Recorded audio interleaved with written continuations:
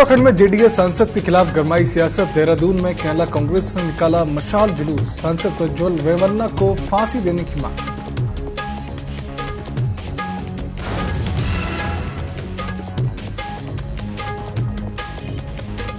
हल्द्वानी से पिथौरागढ़ और चंपावत की हेली सेवा शुरू। कुमाऊं मंडल के जंगलों में आग और धुंध के चलते किया गया था बंद।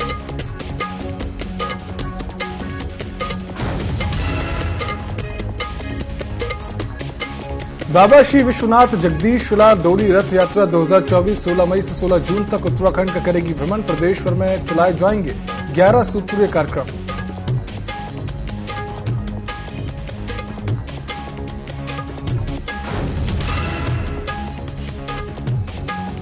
रुड़की में प्रेमी जोड़े को ढूंढने निकले पिता की हत्या। युवती के परिजनों ने पीट पीट कर उतारा मौत के घाट।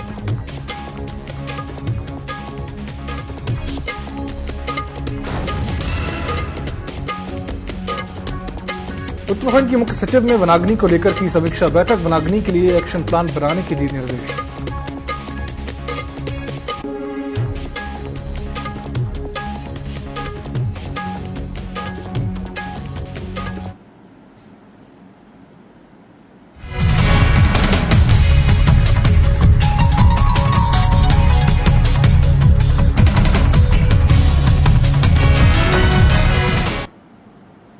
नमस्कार, स्वागत है आप सभी का न्यूज अपडेट में। मैं हूं आपके साथ सिद्धांत त्रिपाठी। अब रुक करते खबरों की ओर, जहां उत्तराखंड में वनाग्नि के मामले लगातार बढ़ते जा रहे हैं। मामले को लेकर उत्तराखंड की मुख्य सचिव राधा रतूड़ी की अध्यक्षता में सचिवालय में बैठक भी हुई है। इस दौरान मुख्य सचिव राधा रतूड़ी ने जानकारी देते हुए कहा है कि मुख्यमंत्री ने बैठक आयोजित कर वनाग्नि के लिए एक्शन प्लान बनाने के निर्देश दिए हैं। बैठक में वन विभाग के head of forest force digital माध्यम से जुड़े, वहीं डीजीपी गढ़वाल, आयुक्त, गृह सचिव समेत मुख्य वन संरक्षक भी मौजूद रहे।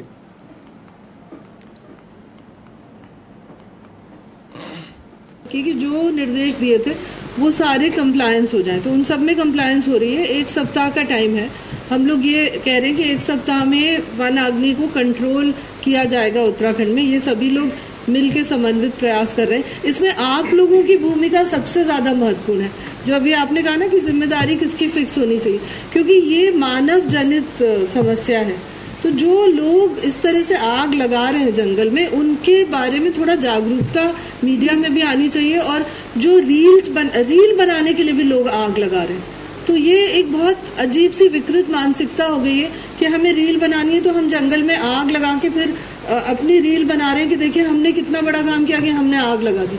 तो ये तो बहुत ही एक क्रिमिनल मानसिकता सामने आ रही है। तो आप लोगों के माध्यम से भी जागरूकता फैलाने की जरूरत है कि ये बहुत गलत है, क्योंकि वन हम सबकी संपदा है। अगर कोई वन में आग लगा रहा है तो ये तो बहुत बड़ा अपराध कर रहा है।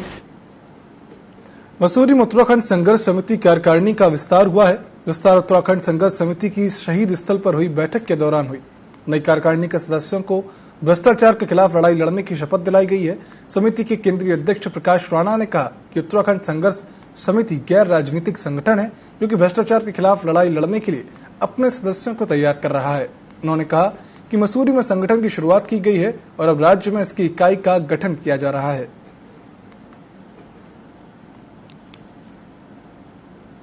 और हम लोगों ने डिसाइड किया कि जितनी भी समस्या यहाँ पर हमारे संज्ञान में आएगी या हमें कहीं से प्राप्त होगी, तो उसके खिलाफ उत्तराखंड संघर्ष समिति एकजुट होकर लामबंद होकर कार्य करेगी और भ्रष्टाचारी को भ्रष्टाचार सलाखों की जेल के पीछे डालने का काम करेगी, चाहे वो किसी प्रकार का कोई कितना भी बड़ा या कोई आदमी हो।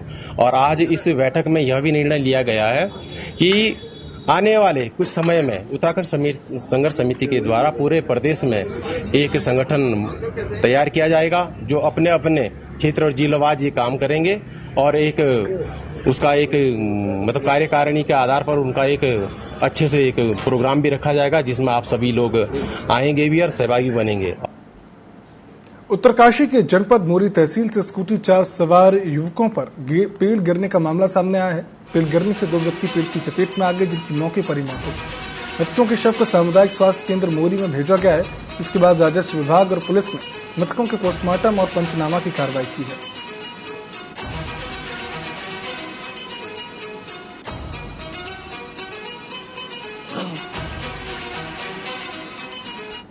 सरकारी भूमि अवैध अतिक्रमण हटाने के दौरान हुई आगजनी मामले में उत्तराखंड हाईकोर्ट बड़ा फैसला ले चुकी है। हल्द्वानी की बनभूलपुरा में अतिक्रमण हटाने के दौरान आगजनी की घटना हुई थी, जिसमें घायल लोगों को मुआवजा दिलाए जाने के मामले पर हाईकोर्ट ने स्वतः संज्ञान लेकर सुनवाई करते हुए 10 दिन के भीतर राज्य सरकार को अपना जवाब पेश करने को कहा है। मामले की अगली सुनवाई की तिथि 10 दिन बाद की तय की गई है। मामले में कोर्ट ने अधिवक्ता विकास पांडे को MS क्यूरी नियुक्त किया है।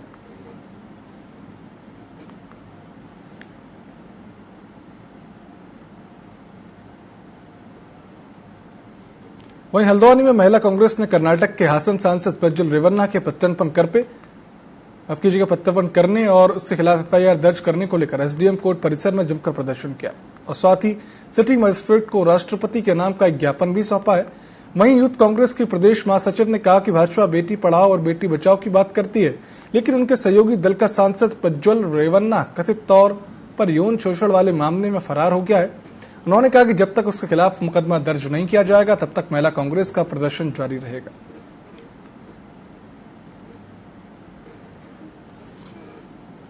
प्रज्वल रेवन्ना जी के जो 500 से अधिक मामले आप लोग हम सभी देख रहे हैं, टीवी सभी जनता देख रही है कि किस तरीके से अश्लील वीडियो और महिलाओं के संग उत्पीड़न के मामले उनके सामने आ रहे हैं, जो पूरे देश भर के लिए काफी ही निंदनीय घटना है।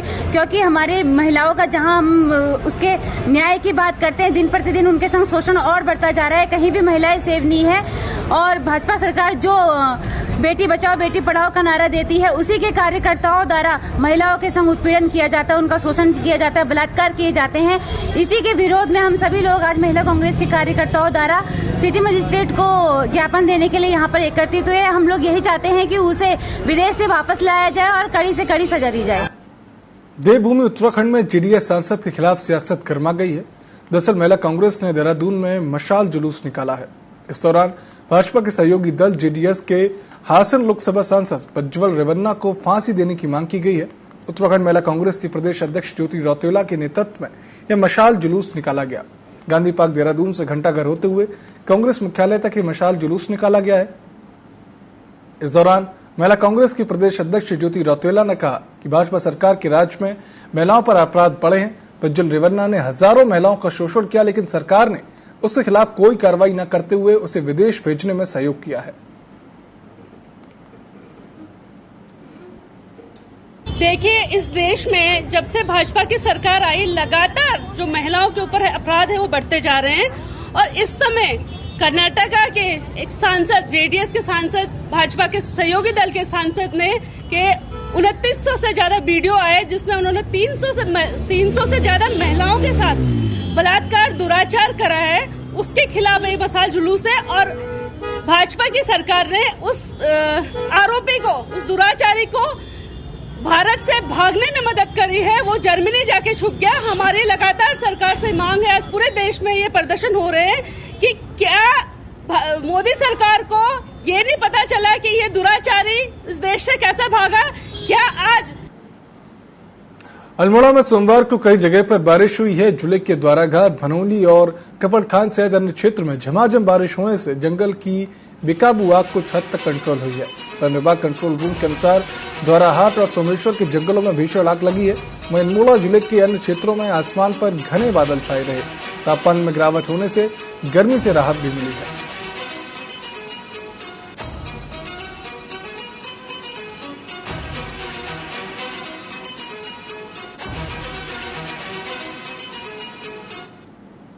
श्रीनगर और आसपास के जंगलों में आग लगी हुई है और आग पर काबू पाने के लिए अब 1 सप्ताह का एक्शन प्लान तैयार किया गया है। साथ ही सेना की मदद ली जा रही है। आम लोगों से भी जंगलों में लगी आग पर काबू पाने में मदद करने की अपील की गई है। सेना का हेलीकॉप्टर डैम से पानी ले जाकर श्रीनगर के आसपास जंगलों में लगी आग पर काबू पाने की कोशिश की जा रही है।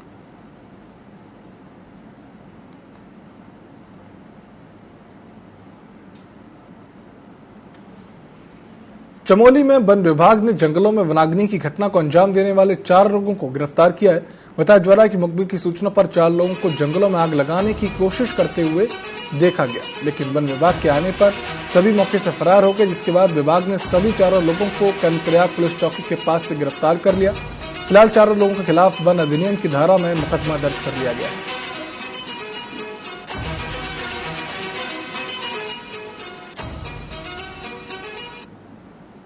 वन क्षेत्र अधिकारी धनपुर द्वारा अवगत कराया गया कि कमेड़ा के पास कुछ लोग जंगलों में आग लगा रहे हैं करके, और वो वहाँ से भाग करके आगे निकल गए हैं। इसके बाद कर्णप्रयाग पुलिस चौकी में ग्रामीणों द्वारा तहरीर दी गई कि कुछ लोग आगे हैं और उनके पास कुछ बोलेरो गाड़ी में आ रहे हैं, तो कर्णप्रयाग चौकी में उन लोगों को पकड़ा गया। उसके बाद हम कर्णप्रयाग थाने में गए, उनको पकड़ा और उनको सुसंगत जो वन अधिनियम की धाराएं उनके खिलाफ दर्ज करके उनको लेकर आ गए।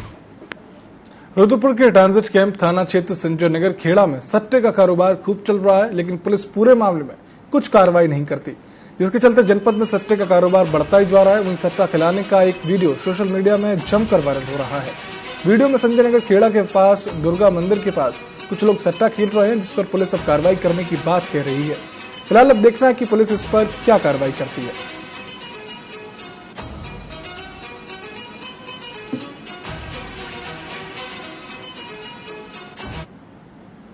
बेसिकली एक ये वीडियो जो है आप ही के माध्यम से मेरे संज्ञान में आया है और इसमें हम लोग कार्रवाई कर रहे हैं इसमें, और इसकी हम लोग जांच करा के इसमें जो भी दोषी होगा उसके खिलाफ कार्रवाई करेंगे। और ये जो सट्टे और जुए का कारोबार है, चाहे ऑनलाइन हो ऑफलाइन हो, उसमें हम लोग लगातार कार्रवाई कर रहे हैं। अब इनके जो अभ्यस्त अपराधी हैं, जिन पे एक से अधिक अभियोग पंजीकृत है, उन पे हम कड़ी निरोधात्मक कार्रवाई भी करेंगे। पौड़ी के टेका जंगल में लगी आग तेज हवाओं के साथ खेल विभाग के हॉस्टल तक पहुंच गई है, जो आग की लपटें तेजी से कमरे के शीशों को तोड़कर अंदर आ गई। आग की चपेट में आने से कमरे में रखे स्फोट सामग्री और जरूरी सामान पूरी तरह से जलकर खाक हो गया। जिलाधिकारी ने घटनास्थल का मुआयना करते हुए खेल विभाग के अधिकारी को निर्देश दिए हैं कि जो भी नुकसान हुआ है उसका आकलन कर रिपोर्ट पेश की जाए, जिसकी पूरी भरपाई की जाएगी। जो भी सिक्योरिटी करी हो अपने लिए और हॉस्टल के लिए, तो उन्होंने हमें बोल दिया कि तुम लोग उधर साइड मत आना। हम लोग वहां से देख रहे थे, यहाँ पे आग बढ़ती आ रही है और हवा तेज चलती है यहाँ पे, तो आग की लपटें आ रही थी ज्यादा हमारे पास में, सबसे बहुत जलन उड़ती, तो हम लोग उस साइड ही भाग रहे सब लोग।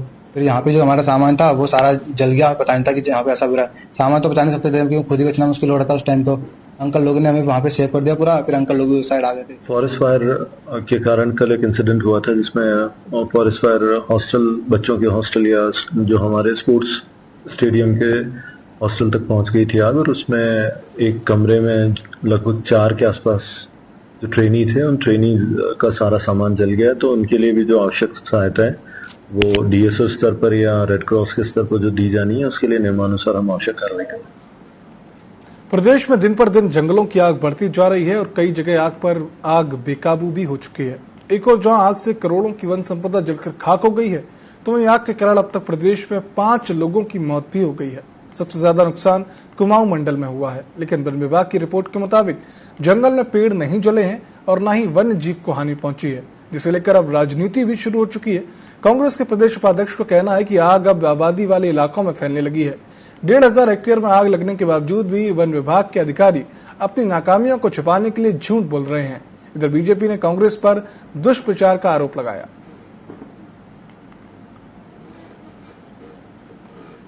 और माननीय मुख्यमंत्री जी स्वयं वनाग्नि को नियंत्रित करने के लिए लगातार मॉनिटरिंग कर रहे हैं। वो लगातार अधिकारियों की समीक्षा बैठक भी ले रहे हैं और उनके द्वारा सभी जिलाधिकारियों को 1 सप्ताह तक वनाग्नि को नियंत्रित करने के लिए अलर्ट मोड में रहने के लिए कहा गया है।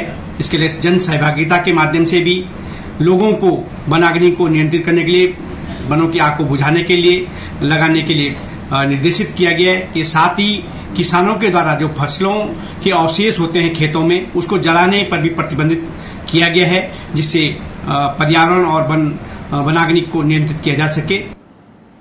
श्रीनगर गढ़वाल जंगलों में भीषण आग से पहाड़ी इलाकों में रहने वाले लोगों व वन्य जीव पूरी तरह से प्रभावित हो रहे हैं। जंगलों में हरी वनस्पतियों के जलने से निकला हुआ धुआं घाटियों में फैल चुका है। यदि कार्बन उत्सर्जन की बात की जाए तो अलकनंदा घाटी में सामान्य दिनों की तुलना में 17 गुना कार्बन बढ़ गया है।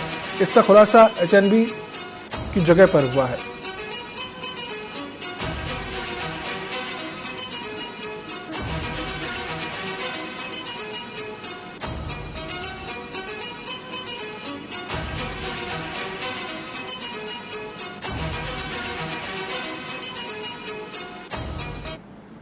अगर आप देखेंगे जो ब्लैक कार्बन की जो कंसेंट्रेशन है, जो अगर आप देखेंगे कुछ भी चीज जलती है उससे कार्बन के छोटे छोटे पार्टिकल रिलीज होते हैं और वो वायुमंडल में फैलते हैं। जो सामान्य तौर पे जो श्रीनगर में हम लोग जो ब्लैक कार्बन की जो कंसंट्रेशन है वो हम लोग 1000 नैनोग्राम पर मीटर क्यूब हम लोग आम दिनों में मेजर करते हैं। बट आजकल जिस हिसाब से हमारा इंटेंस फॉरेस्ट फायर हो रहा है उसकी वजह से ये जो वैल्यू है ये अगर आप देखेंगे 16,000 17,000 तक जाती है। अपना पीएचडी वर्क कर रहे हैं और आज एक हमें इवेंट मिली है जिसमें ब्लैक कार्बन और फॉरेस्ट फायर की वजह से ब्लैक कार्बन की मात्रा कंसंट्रेशन हमें यहाँ पे बढ़ती दिखाई दे रही है और काफ़ी दिनों से फॉरेस्ट फायर हो रही है और जिसकी वजह से आज टेम्परेचर में भी इंक्रीमेंट हुआ है और ब्लैक कार्बन की कंसंट्रेशन में भी इंक्रीमेंट हुआ है। इससे जो है हमारी आंखों में नुकसान हो रहा है। जैसे सुबह उठते उसमें आंखों की जलन वगैरह महसूस हो रही है हमें। हमारे जो बॉडी में है जो हम सांस ले रहे हैं उस सांस को लेने में भी हमें तकलीफ हो रही है। हमारे प्रॉपर ऑक्सीजन हमको मिल नहीं पा रही है इस फॉरेस्ट फायर की वजह से, जिससे हमारा ऑक्सीजन लेवल भी कम हो रहा है और जो हमारे आसपास में जितने भी जीव जंतु हैं उनके लिए भी ये बहुत हानिकारक है। और इस फॉरेस्ट फायर की वजह से जो ब्लैक कार्बन ऊपर जा रहा है ये सीधे हमारे ग्लेशियर्स को भी इफेक्ट कर रहा है और उस वजह से जो ग्लेशियर है वो आसानी से पिघलते जा रहे हैं। अल्मोड़ा पुलिस ने भतरौज खान में हुई गौवंश कटाई की घटना का खुलासा किया है, जहां पुलिस ने घटना में शामिल 4 आरोपियों को गिरफ्तार किया है। पुलिस ने आरोपियों के कब्जे से 2 कुल्हाड़ी, 4 छुरिया, 1 लोहे की रॉड और 2 रस्सी सहित एक पिकअप बरामद किया है। फिलहाल पुलिस ने चारों आरोपियों को जेल भेज दिया है।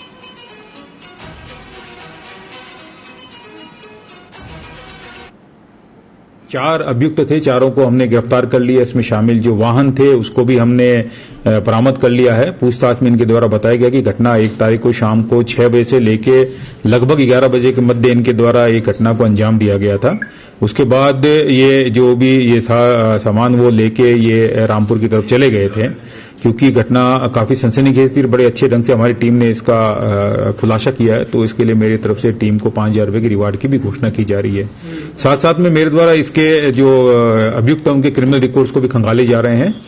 इसमें एक अभियुक्त का कुछ क्रिमिनल रिकॉर्ड मिला है। अब देखते हैं अगर सुटेबल हो पाता है तो इसमें हम गैंगस्टर एक्ट के तहत भी कार्रवाई करें। हरिद्वार में पुलिस की टीम को मुखबिर की सूचना पर बड़ी सफलता मिली है, जहां पुलिस टीम ने मासूम से दरिंदगी करने वाले आरोपी को रुड़की के पनियाला रोड से गिरफ्तार किया है। बता दें कि आरोपियों को पकड़ने के लिए एसएसपी के निर्देश पर टीम गठित हुई थी। वहीं पीड़िता के सगे मामा ने बदला लेने के लिए आरोपी के साथ यह षड्यंत्र रचा था। फिलहाल पुलिस आरोपी को न्यायालय में पेश कर रही है।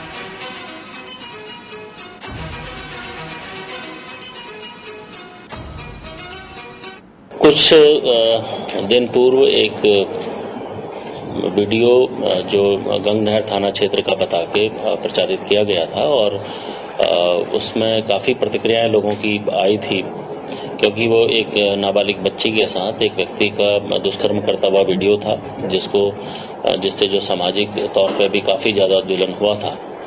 पुलिस ने इसको स्वतः ही संज्ञान में लिया था और इसकी जो जब जांच की गई तो इसका जो मुख्य आरोपी था मुरसलीन, उसकी पहचान इसमें की गई थी। पुलिस ने तत्काल इसमें अभियोग पंजीकृत कराया था। मुख्य आरोपी है मुरसलीन, उसकी अरेस्टिंग की गई है और इसमें जो जिसके द्वारा ये वीडियो बनाया गया था वो इसी बच्ची का मामा है, उसकी भी पुलिस के द्वारा पहचान की गई है। रुड़की के बुग्गावाला थाना क्षेत्र हरिपुर टोंगिया गांव में हाथी की कुचलने से एक बुजुर्ग की मौत हो गई, जबकि दूसरा युवक गंभीर रूप से घायल हो गया, जिसे इलाज के लिए अस्पताल में भर्ती कराया गया है। वहीं मृतक के परिजनों ने वन विभाग और पुलिस प्रशासन पर लापरवाही का आरोप लगाकर सिविल अस्पताल में हंगामा किया और मुआवजे की मांग भी की है, जिसको लेकर अधिकारियों ने उचित जांच के बाद मुआवजा देने की बात कही है।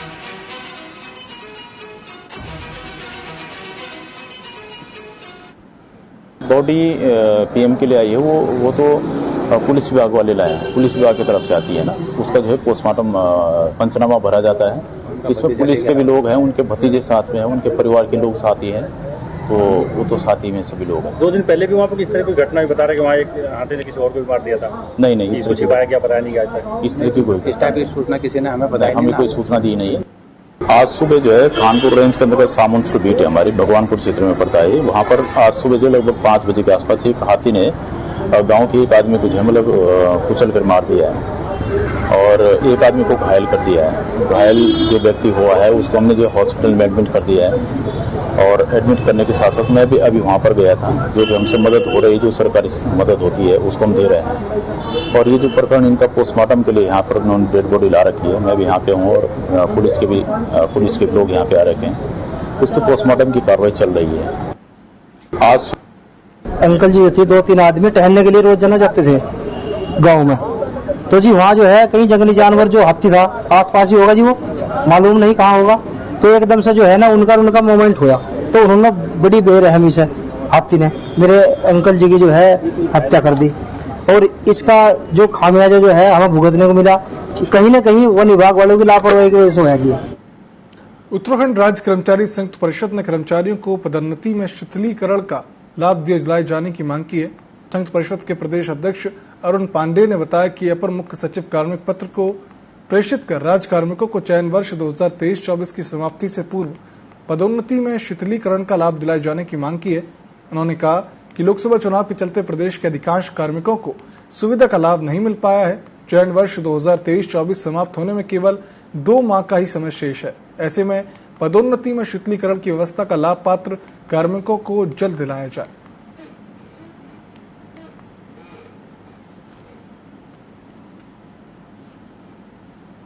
हम बार बार सरकार और शासन से मांग करते रहे हैं कि कोई भी शासनादेश सिर्फ लागू करना ही काफी नहीं होता है, उसकी समीक्षा भी होनी चाहिए कि उसके अनुपालन आख्या आनी चाहिए कि कितना उसका पालन हो रहा है।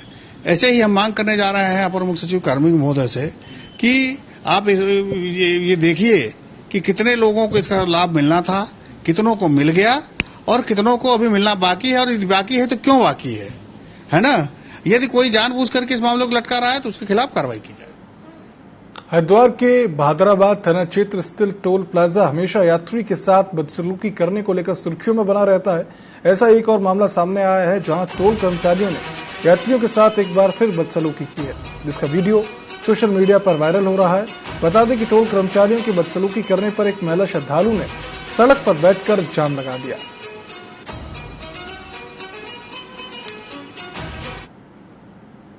लगातार टोल पर इस तरीके की कुछ घटनाएं आती हैं, पुलिस ने उसको संज्ञान में भी लिया है। हालांकि कुछ घटनाएं यात्रियों के द्वारा शुल्क न दिए जाने के लेके भी होती है, और कुछ जो टोल के कर्मचारियों द्वारा जो बदतमीजी की जाती है उसको भी पुलिस ने संज्ञान में लिया था। इस संबंध में पूर्व में अभियोग भी पंजीकृत किए गए हैं। अगर इस तरीके की कोई घटना संज्ञान में आती है तो पुलिस, क्योंकि वहां सीसीटीवी कैमरे भी लगातार इंस्टॉल्ड है, तो हम लोग उसका परीक्षण भी कर रहे हैं और उसमें जिसकी भी गलती पाई जाएगी उसके खिलाफ हम लोग बाबा श्री विश्वनाथ जगदीशलाल टोली रथ यात्रा 16 मई से 16 जून तक उत्तराखंड का भ्रमण करेगी। डोली रथ यात्रा का मुख्य उद्देश्य उत्तराखंड के पौराणिक मंदिरों को पर्यटन दृष्टि से उजागर करके रोजगार और विकास की धारा से जोड़ना है। 25वीं यात्रा को इस बार समिति और भक्तजन रजत जयंती वर्ष के रूप में मनाने जा रहे हैं। इसके अंतर्गत 11 सूत्रीय कार्यक्रम प्रदेश भर में अप्रैल 2025 तक उत्तराखंड के 13 जनपदों में चलाए जाएंगे।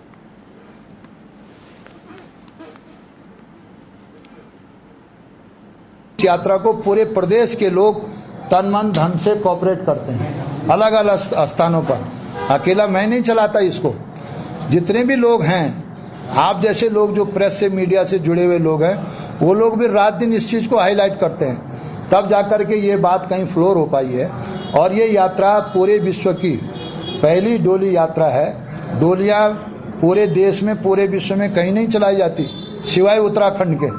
तो ये हमारी एक शक्ति है, देव शक्ति, और इस शक्ति का जो परिचय है इन 4 धामों में जो यात्री आते हैं। आप कभी अगर हमारे साथ चलें और उन यात्रियों को देखें, जब ये यात्रा यमुना घाटी में जाती है, गंगोत्री घाटी में जाती है, केदार घाटी में जाती है, बद्रीनाथ घाटी में जाती है, तो हजारों यात्री जो हैं इस डोली के दर्शन करके अपना पुण्य कमाते हैं। उत्तराखंड में 10 मई से शुरू होने वाली 4 धाम यात्रा को लेकर जहां एक और सरकार अपनी तैयारियों को पूरा करने का दावा कर रही है, तो विपक्ष ने सरकार की गंभीरता पर ही सवाल उठाए हैं। कांग्रेस के प्रदेश उपाध्यक्ष मथुरा दत्त जोशी ने इसको लेकर कहा कि 4 धाम यात्रा शुरू होने वाली है, लेकिन सरकार की तैयारी अधूरी है। उन्होंने कई बिंदुओं को गिनाते हुए सरकार को कटघरे में खड़ा कर दिया। मथुरा दत्त जोशी ने कहा कि 4 धाम यात्रा शुरू होने वाली है, लेकिन सीएम धामी चुनावी प्रचार में व्यस्त है। प्रदेश के जंगलों में आग लगी हुई है और वन मंत्री भी गायब है। ऐसे में चारधाम यात्रा की तैयारियों पर सरकार की गंभीरता पर विपक्ष अब हमलावर हो गई है।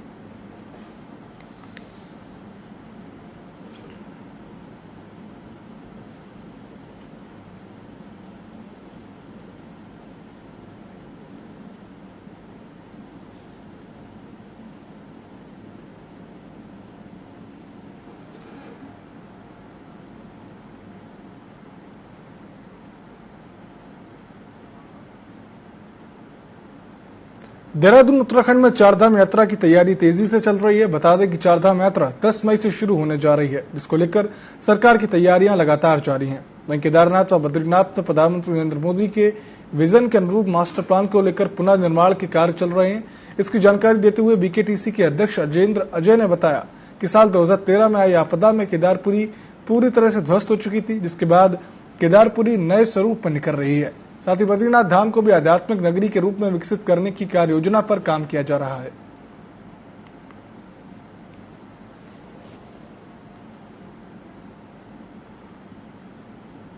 देखिए, एक तो यह है कि आप जानते हैं कि बद्रीनाथ में और केदारनाथ धाम में माननीय प्रधानमंत्री जी के विजन के अनुरूप और माननीय मुख्यमंत्री जी के मार्गदर्शन में मास्टर प्लान को लेकर के विस्तृत वहां पर पुनर्निर्माण के कार्य चल रहे हैं। और वर्ष 2013 की आपदा में जैसा कि केदारपुरी पूरी तरीके से तहस नहस हो गई थी, ध्वस्त हो चुकी थी, उसके बाद केदारपुरी नए स्वरूप में निखर रही है। इसी प्रकार से बद्रीनाथ धाम में भी माननीय प्रधानमंत्री जी का विजन है के अनुरूप उसको एक आध्यात्मिक नगरी के रूप में विकसित करने की कार्य योजना पर काम चल रहा है। और दोनों धाम हमारे उच्च हिमालयी क्षेत्र में अवस्थित हैं। वहाँ पर मौसम की विकटता रहती है, परिस्थितियां अनुकूल नहीं रहती है कतिपय बार, लेकिन उन चुनौतियों के बावजूद जो हमारी वहाँ पर कार्यदायी एजेंसियां हैं, निर्माण एजेंसियां हैं, वो बहुत तत्परता के साथ में उन चुनौतियों का मुकाबला करते हुए पुनर्निर्माण कार्य कर रहे हैं। और हमें उम्मीद है कि हम जब ये कार्य संपन्न हो जाएंगे तो दोनों धाम दिव्य और भव्य स्वरूप में देश दुनिया के समक्ष में होंगे। हल्द्वानी से पिथौरागढ़ और चंपावत की हेली सेवाओं को शुरू कर दिया गया है। एसडीएम पारितोष वर्मा ने बताया कि कुमाऊं मंडल के जंगलों में लगी आग और धुंध की वजह से हेली सेवा को रोका गया था, क्योंकि हेलीकॉप्टर की उड़ान भरने के दौरान विजिबिलिटी काफी कम थी। हालांकि अभी भी मुंशियारी की ओर स्थिति उतनी ही सामान्य नहीं है, इसलिए गौला पार से मुंशियारी उड़ान सेवा फिलहाल कुछ दिन और बंद रह सकती है। मौसम साफ होने के बाद यह सेवा यथावत शुरू हो जाएगी।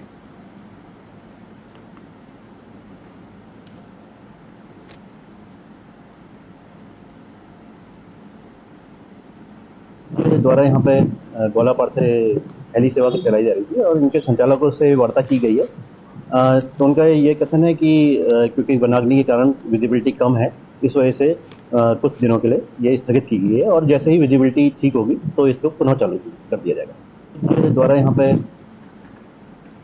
रुद्रपुर के कोतवाली थाना क्षेत्र ग्राम नरपत नगर में हथियारों से लैस दर्जन भर से अधिक दबंगों ने घर में घुसकर हमला कर दिया, जिसमें एक ही परिवार के 5 लोग गंभीर रूप से घायल हो गए। बताया जा रहा है कि युवक के युवती से छेड़छाड़ करने पर उन्होंने विरोध किया था, जिसको लेकर दबंगों ने उनसे मारपीट की। वहीं आसपास के लोगों ने सभी घायलों को अस्पताल में भर्ती कराया। पुलिस को तहरीर देकर घायलों ने कड़ी कार्रवाई करने की मांग की है। फिलहाल पुलिस पूरे मामले को लेकर जाँच कर रही है।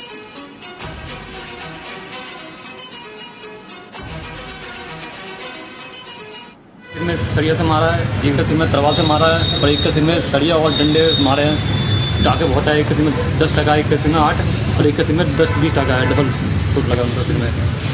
क्या हुआ था? बाहर के बदमाश लागे और गांव के लड़के थे, वो बाहर के बंदे को बुला के रात को हाथापाई से खूब चोट मारा है, घर पे घुस के मारा है। क्या हुआ था, क्यों मारपीट हुई? ये मारपीट इसलिए हुआ था कि लड़कियों को हमारा छेड़खानी कर रहा था। हमने कहने के कि ये क्यों छेड़खानी कर रहे हो हमारे घर के बेटियों को, हमने बताया तो उन्होंने बदमाशी उल्टा दिखाया गया क्या कर लोगे। तो उन्होंने फिर बाहर से लड़के बुला के और उनके घर के जो है उन सबको बुला के घर में ला के फिर डंडे से खूब मारा। ये दो पक्षों के बीच में एक झगड़े का प्रकरण आया है प्रकाश में। इसमें जो पीड़ित पक्ष है वो भी अभी थाने आया हुआ है, तो उसमें मेडिकल इत्यादि करके उसमें अग्रिम विधिक कार्रवाई उसमें की जा रही है और जो भी पक्ष इसमें दोषी होगा उसके खिलाफ कड़ी विधिक कार्रवाई की जाएगी। न्यूज अपडेट में फिलहाल इतना ही। आप देखते रहिए TV24। शुभ रात्रि।